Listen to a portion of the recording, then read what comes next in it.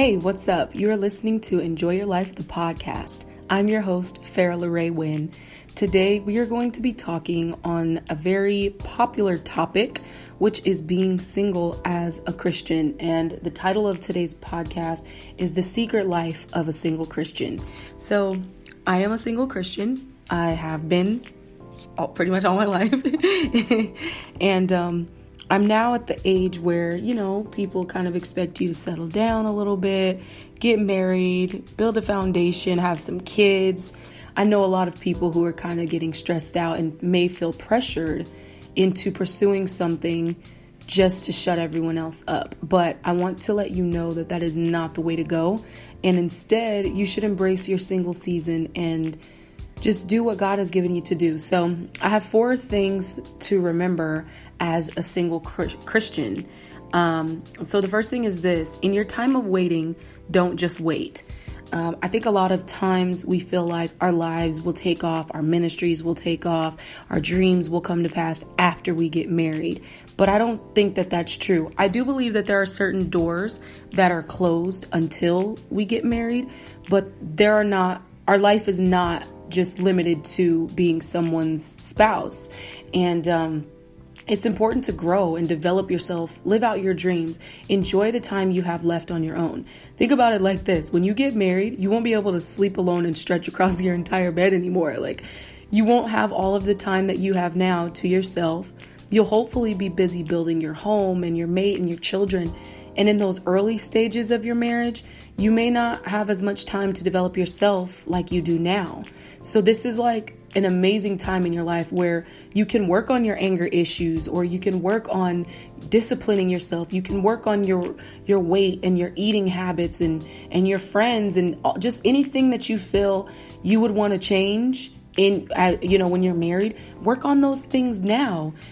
You also have to make sure that you're ready to be the person that your mate needs. So by developing yourself, you'll be able to go into your marriage whole and be able to enjoy the fullness of it, instead of combating with an issue now in your life and not really dealing with it. Then you get married. Now, not only do you have the issues of your marriage, you have the issues that you were already dealing with on your own, and it just magnifies everything. So this is like an amazing time in your life that you get to just be the best that you can be, fine tune things, spend time in the face of God, asking like, Lord, fix this area of me, teach me this, reveal this to me, cleanse my heart. This is an amazing time that we have in our lives.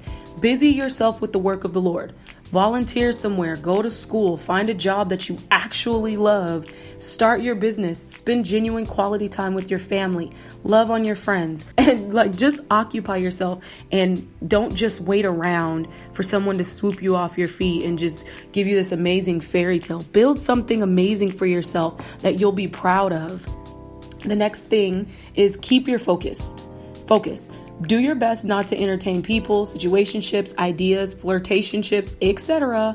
with people who you absolutely know you would never be with in real life.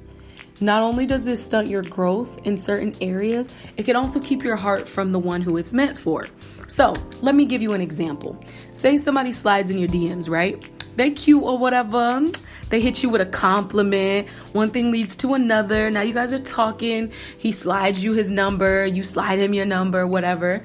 Now you have this whole ordeal. Now y'all texting, you talking, you FaceTiming all the time. You on the phone all the time. And in your mind, you never really wanted anything with this person. You were just bored. But then things got interesting and you actually start to develop feelings for this person, only to realize they don't feel the same way about you. They just thought you was a pretty face. So guess what? Now you're in an entirely different movie where you're heartbroken and you're angry at this person. And you're like, yo, I didn't even like you in the first place. Now you want to play me? You get all of these emotions built up and all of these thoughts in your mind. You start to say, well, maybe we could, you know how if somebody's looking at something and they say, oh yeah, that's supposed to be such and such. And it's like, I don't really see that. And they tilt their head and squint. And they're like, if you squint really hard, maybe you can that's what we tend to do. Just squint really hard, tilt our head to the left or right. And maybe that can be no, you knew it wasn't from jump and you walked into it. You've allowed a situation to take place in your heart that now you have to heal from. And guess what? It delays the timing you have it delays the timing for you getting what's yours. So now, here comes the person God designed for you, right? But you're too busy thinking about the last person who hurt you, and you're caught up in them and wondering what they're doing, and they not even worried about you. But now you're too busy and preoccupied with this other person to realize that God has your mate right in front of you. Situationships can be tempting, but they're also these big, distracting, chaotic, unnecessary roadblocks, and you have the power to either allow it in your life or to just not even deal with it, okay? So staying kind of on the line of temptation is literally on every side. It's a part of life, okay? It just comes with it. But learning to combat temptation is an important tool that not only helps you in your single stages, it sharpens and disciplines you so that even after you get married, you'll hopefully be able to maintain those qualities. It's tempting to spend time alone with people that we're interested in. Duh, we're interested in them. Obviously, we want to be alone with them. But if you know that one thing is going to lead to another and then boom, you're caught up, or perhaps you're not sure what could happen, but something could happen, then maybe try spending time with them a little differently. Maybe have other people around when you two hang out, avoid compromising situations, go on group dates, or spend time at like Starbucks or in other public places, the park, and just enjoy each other's company. If you know that your interest or attraction to that person is just physical, then you don't need to be hanging out with them anyway, because you don't want to compromise yourself. And think of it like this.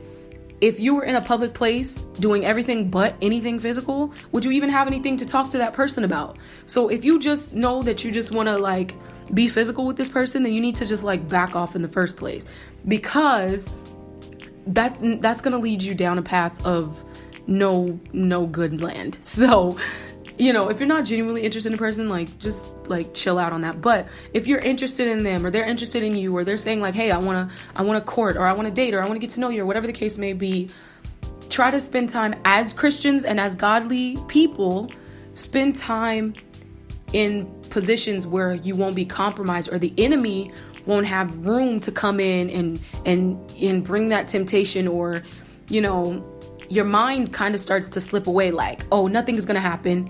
And then you're like, maybe just a little bit. And then boom, you're messed up, you know? So if you're genuinely interested in that person, then you guys should be taking every precaution to you know, not be compromised. All right. So also protect your mind and your spirit from conversations, movies, people, and things that remind you of ungodliness. So I know people who literally cannot watch the Kardashians because they find themselves possessing their same spirit.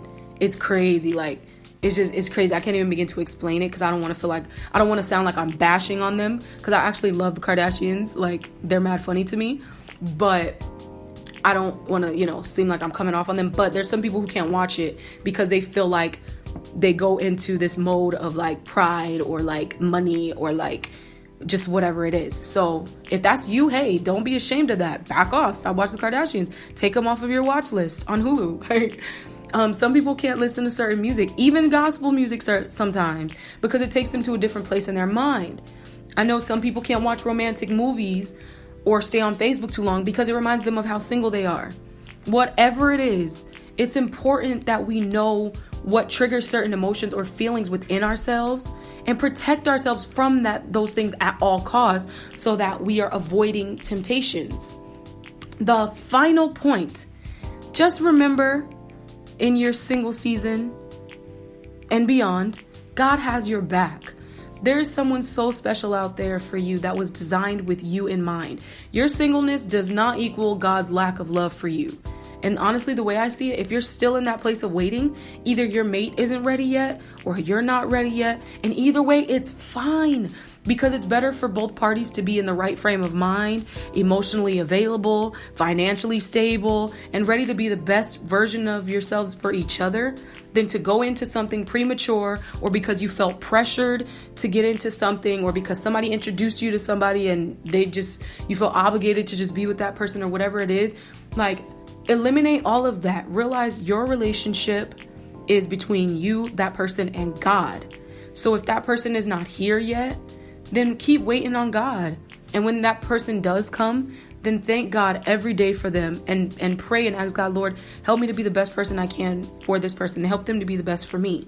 So the secret life of a Christian, of a single Christian, is really just about the upside of it. It's not negative. It's not terrible. It's not lonely. It's not depressing. It doesn't have to be those things. We allow it to be those things. It doesn't have to be those things. We can enjoy ourselves in God. We can enjoy ourselves just investing in ministry, investing in ourselves, investing in business. Take a trip, have fun, spend time with your girlfriends, do something great. Like, you don't have to be miserable because you're single. This is one of the dopest times of your life, because when you do meet that person, you get to share with them all of the amazing things you do in life and how happy you are. And they're going to be like, yo, I'm definitely with it. Like, I want to go on those adventures with you. You know what I mean? Like, you'll be a better person just because you're enjoying yourself. And that's the theme of this blog and this podcast, is to enjoy your life from the inside out. Apply the scriptures to your life. Let God take over your heart and really pray. If this is something you struggle with, though, pray about it. Like, yo, God, I get it. It's not my turn yet. And that's okay. Literally every day I log on Facebook, there's somebody else engaged, somebody else pregnant, somebody else married. And I'm so happy for them. And I know when my time comes, it's going to be litty.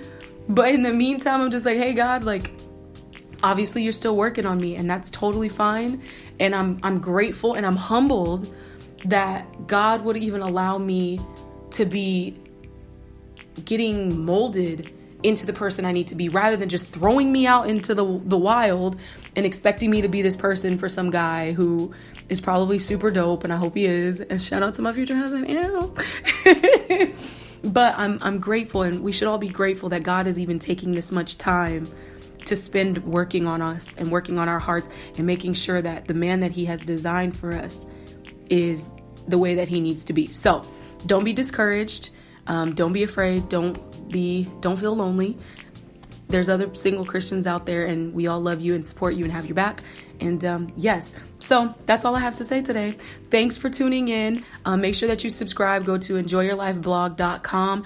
Get subscribed. Make sure that you subscribe on YouTube with Enjoy Your Life, so that we can up our subscription. Whoop, whoop. And we're also doing something called Testify, which means you can get your photo and your testimony about Enjoy Your Life posted to our website and our social media sites. So if you want to learn more about that, go to enjoyyourlifeblog.com/testify and just submit your information. And we would love to have you and love to see your face on our profile. And yeah, again, thank you so much for tuning in. Remember that I love you and God loves you so much more. We'll catch you in the next podcast. When you find happiness within, there's no place you can